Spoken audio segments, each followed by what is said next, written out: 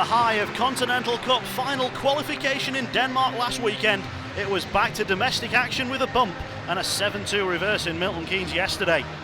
Paul Thompson described the performance as unacceptable and is demanding better tonight. Already 5 points behind the league leaders, and having played more games, the situation right now isn't a bright one. The illegal hit on Levi Nelson in Denmark kept him out in Milton Keynes, but he makes a surprise return to the lineup tonight and Brady Ramsey makes way. Coventry lost 5-4 in overtime to the Giants and also lost Gustav Arnelof from their lineup. The Blaze are icing with 9 forwards and 5D against the Steelers 13+6. Steelers gain the zone again. That one is tipped across to the far side. It will land on a Steelers stick.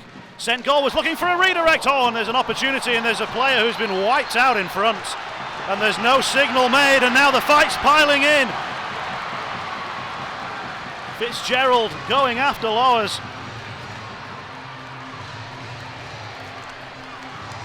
Because it was Yamtin who was hit up high by Lowers, and it wasn't spotted by referee Schmeichel, and Fitzgerald decided he was having none of it.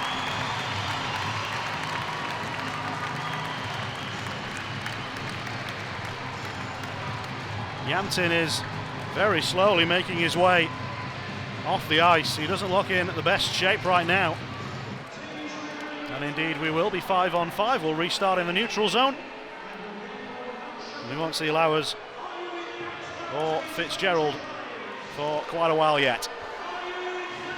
So we're 5-on-5. The puck slides all the way through.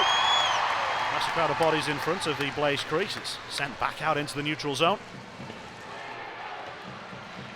Both sides will drop a defenseman. This one sent right across goal, backdoor tap in! How about that from the Steelers and Robert Dowd?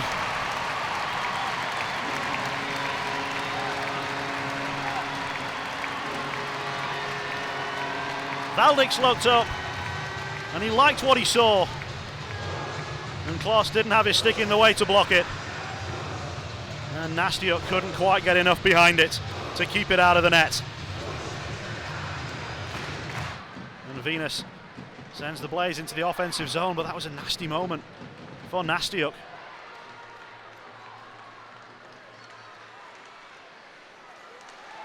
Wow, forcing his way through centre ice and was taken down in the process. There's going to be a hooking penalty, and it's going to go against the Blaze. And the Steelers have responded well. And you can see the hit, the hook right through the right arm. Not a lot of doubt on that one. So Ferreira sits for 2 minutes on a hooking minor. And the Steelers go on to the power play for the second time tonight. Here's Marquardt.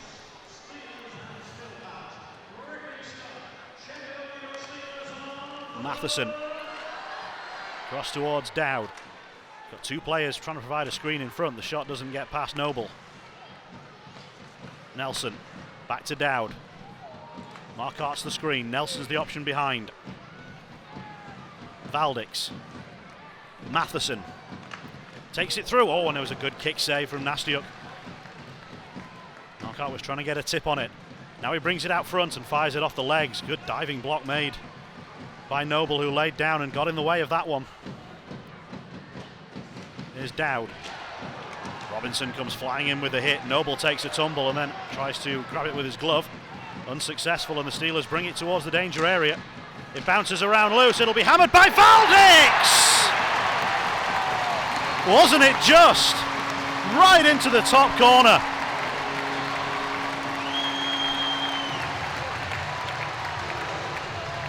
Broken play, but a fantastic slap shot. And the water bottle goes flying, and the Steelers crowd rises in delight.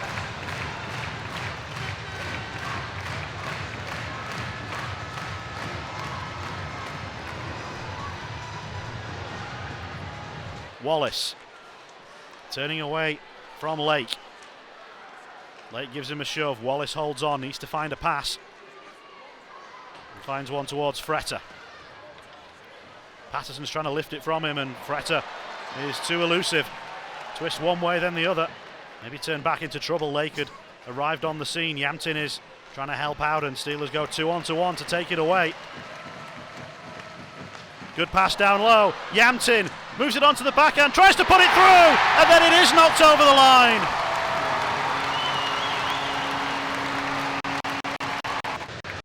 Yamtin with the initial effort, bringing it in front. And Fred just moved it to the space and slipped it across the line.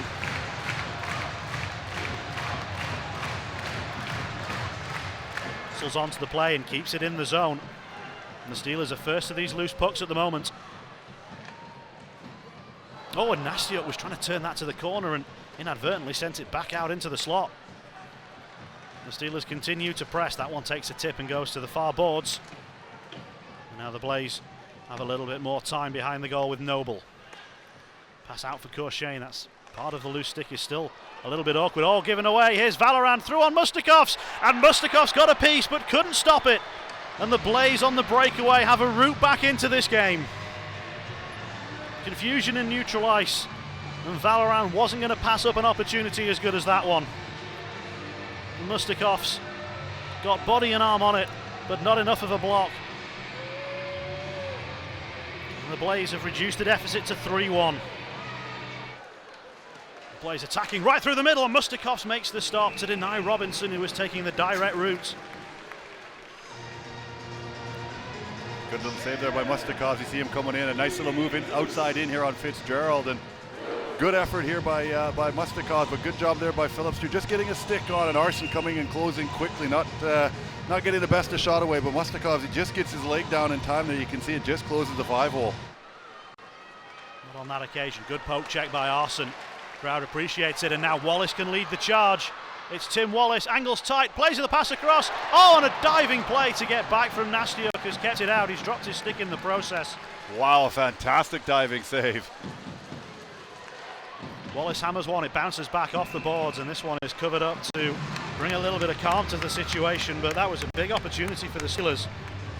And live from the far end of the arena, it looked like a world-class stop from Nastiuk. Yeah, it sounded like a few of the fans thought it was in as well. There was a little cheer gone up, and Nastiuk getting across on a cross-crease pass. Wallace going after Lowers. We've had half an hour of scoreless hockey here in this one.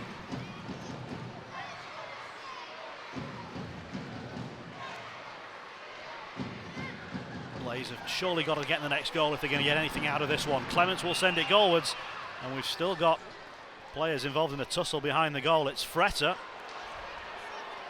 However, the Blaze player is down there. I can't quite pick him out at the moment. He's laying on top of Fretter's stick, and he desperately wanted to free it. It was Paquette. Paquette, yeah, he's not going to let him up early. I mean, you could see what was happening there. Now Paquette comes back at him, and you know, this is something that should have been called earlier than that. You know, I'm going to be a little biased here on Fretter and say Paquette's got to let go of Fretter's stick. He's trying to pull his stick out there, and Paquette's not allowing it. And then he comes back and takes his helmet off. Why is he taking his helmet off unless he's trying to initiate something? He's not putting his helmet back on. He literally took it off. So Fitzgerald comes in and says, well, what are you doing? Davey Phillips comes in and says, Fitzy, just leave it alone. And Paquette now is trying to manhandle a linesman. So the linesman's doing his job. You can't push him away, pal. You know, that's part of it. You want to keep arguing and push it away. Oh, and he's pushed the linesman. So right there, he's just stepped over. That's a match penalty in my opinion. You cannot touch him. Send him right away. He's pushed the linesman. That's it. And exactly what the referee says. You can't do it.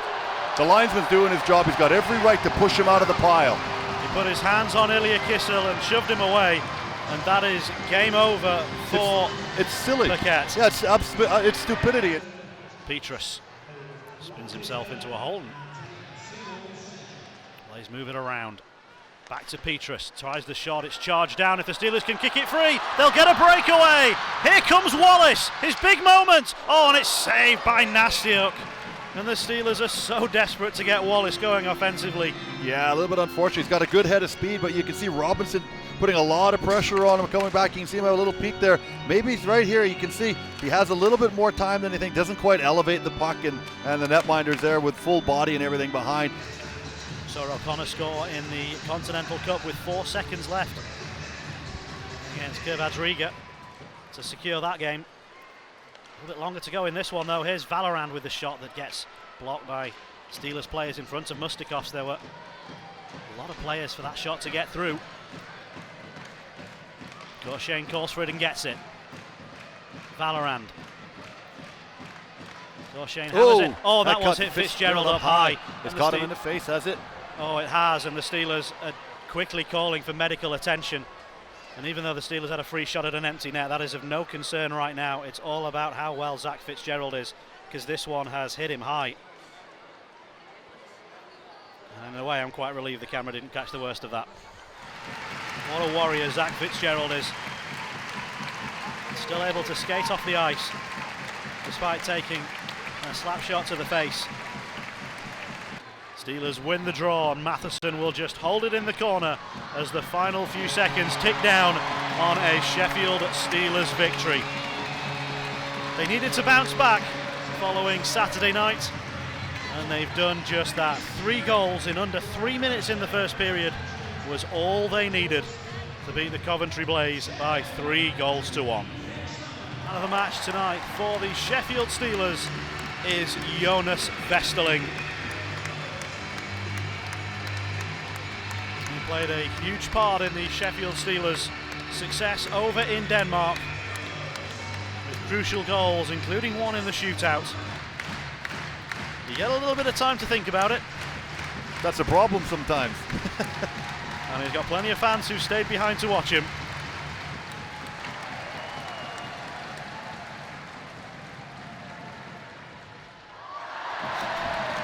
And we've not seen one of those before. A lovely finish to a successful evening for the Sheffield Steelers, albeit tinged with the injury to Zach Fitzgerald late on. But it's 2 points and back to winning ways for the Sheffield Steelers. Vesterling is head over heels. Paul, you wanted a reaction from your players after yesterday's game. Do you feel you got that tonight? Yeah, I mean, it was a good start. You know, we went 3 up and they scored a bit of a sloppy one. You know, I think we outnumbered them 3-1, and pucks bopped out in the middle to their second guy, and he got a breakaway and it got through Moose. But yeah, I mean, yesterday no one's hiding it. You know, we embarrassed ourselves in front of our travelling fans yesterday, and it was a bad game all round. And I wanted a response, but you know, I started our 4th line as our top line today to send a message. I dropped some of, if you like, our 1st, 2nd line players down into areas that they've not normally been on, but I got a response from them, and I got a good work ethic from them, and we got a good start. We should have buried a couple on the power play. We had some really good chances. Their goalie played pretty well.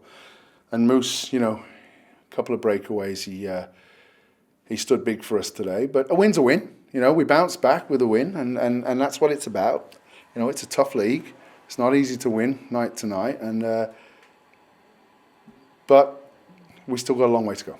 How pleasing was the defensive performance? There's just 1 goal on a breakaway, another clean night on the penalty kill. Yeah. I mean, and the power play, I thought we zipped it around, especially in the second period. We had some good looks, but it wasn't to be tonight. But you know, it was one of them games, and then you know, for Fitzy to take a slap shot, you know, flush in the mouth, well, it doesn't look too good right now. And I'm more concerned, you know, with our D situation, and if we're going to lose Fitzy for any length of time. I mean, it knocks the wind out of all of us when we see a professional, regardless of either team, take that. That's one of the worst injuries that you can ever have, and it's a little mess. So he's on his way to hospital now. Does that change your view in terms of bringing in an extra defenseman? Does that speed up the search? Speeds up the search. I lost a guy last week that we thought was done and dusted. So, I mean, we're looking drastically to bring a guy in, you know, and get a player in, and we may make another adjustment or 2 within the team. Jonas Vesterling was named as man of the match tonight. He had a big celebration on his Eddie, and he had a great weekend in Denmark. Yeah, I thought they did really well. I thought Westy, Jono, Liam didn't play tonight. Liam, there's a reason for that. But I thought that you know, they've really grabbed our team by the scruff of the neck. You know, they were the best line yesterday, and you know, at 4-0 down, they got us back to 4-2. And I think they needed to be rewarded. And Westerling's playing really well. Jono and Westerling have a good understanding. They work their backsides off. They're given a kind of work ethic that I expect. But I like the line of 21, 10, and 67 tonight. You know, a lot of tough things were said today before the game. But good men stand up, take it on the chin, and move forward. We know we let ourselves down yesterday, and it's going to happen. It's a good league. It's going to happen.